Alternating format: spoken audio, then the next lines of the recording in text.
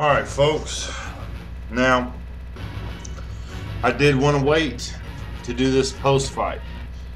I wanted to wait till I watched a couple other vids, heard a few different opinions, and to be quite honest, the most important thing for me was to watch the replay as many times as I had the patience to watch, which ended up being quite a few times. And unfortunately, I timed this video all wrong, because now we know that Suleiman ruled it a technical draw, right?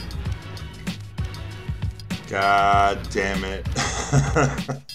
I mean, look, I've understood the semi-argument that it should have been a no contest, but the only thing that prevents me going wholeheartedly with that sentiment is the idea that Bernard Hopkins would get to keep his belt after that flop. And it looks like he's going to get to keep it anyway. So where do we go from here? Oh, fucking Jesus. I guess they're going to have to rematch, aren't they? They better not put that shit on pay-per-view. Bernard Hopkins is a shyster. He's been a shyster, people. He's been a shyster. I wanted to see this fight real bad, and I feel like I didn't pay for it again, but I feel like I was robbed of the opportunity to see Hopkins truly and reasonably get beat soundly, which is what I thought Dawson could do stylistically. It was perfect. Well, it just didn't work out that way. Look, here's my full opinion on the whole matter. I do not hold Chad Dawson accountable for any of that. No, not a single iota is he responsible for what happened in that ring. Hopkins threw a wild right hand, Dawson ducked it, and then Bernard Hopkins climbed onto Chad Dawson's back. There was only one of two ways that Dawson was going to handle that situation.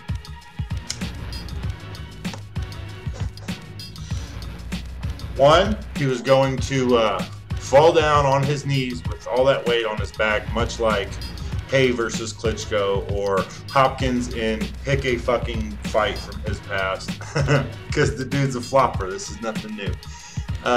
Or Dawson was going to stand up with the weight and shrug him off, and that's what he did. Stood up with the weight and shrugged him off. The only argument that I've seen that sounds reasonable isn't really reasonable. People are trying to make you believe that Chad Dawson hooked Hopkins' leg and like did some MMA move to throw him down, which was not the case at all. Watch the replay and don't be a biased little fucking shit and tell me that it was because he hooked his leg. No, his arm happened to be down there, and yeah, it hooked a little. I will give you that, but that's where it ends, people. That's where it ends, B-Flop supporters. Look, all he did was stand up, shrug. If that's all you got to do to beat Hopkins, then a hell of a lot of people are going to want to be fighting Hopkins up coming up. Bet you. Bet you they start coming out the woodwork with offers for Hopkins. Old ass motherfucker. And look, again,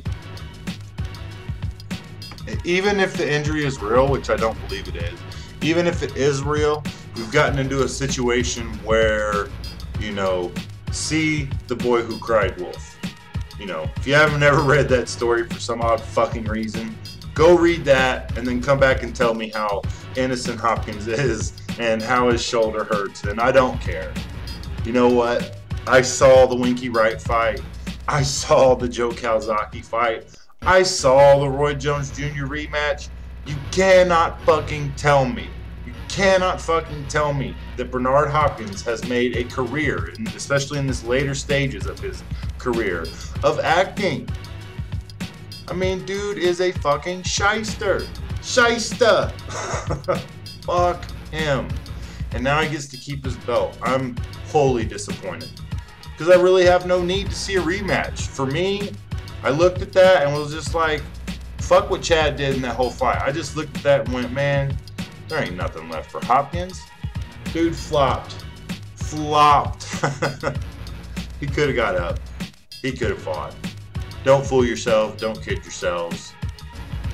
Don't be an Uber fan. Don't be a Bernard tard. Dude fucking flopped. And there's that video going around. Good job to fucking Hatman TV. That video that he uploaded, Danny Williams, where he fought with a real dislocated shoulder, and he won by knockout. It was awesome. But I think Hawker Mustang sent that video to me. I was just happy to see someone in the community uploaded that shit and made a point out of it. I agree. And I also agree wholeheartedly with Joe Habib on this one. I was listening to the radio show and inadvertently got to talk to them on the radio show post-fight Saturday night. I didn't tune in Wednesday, but I just checked his latest vid, which I think is a recording from the show Wednesday, probably. But anyway, and I couldn't agree more. You know, this is ridiculous. There really shouldn't be this kind of support for Flopkins right now. He's a big-ass fucking baby. Whenever you speak of Hopkins, you also say in the same breath either crafty or dirty, and unfortunately, people, with him, it means the same thing.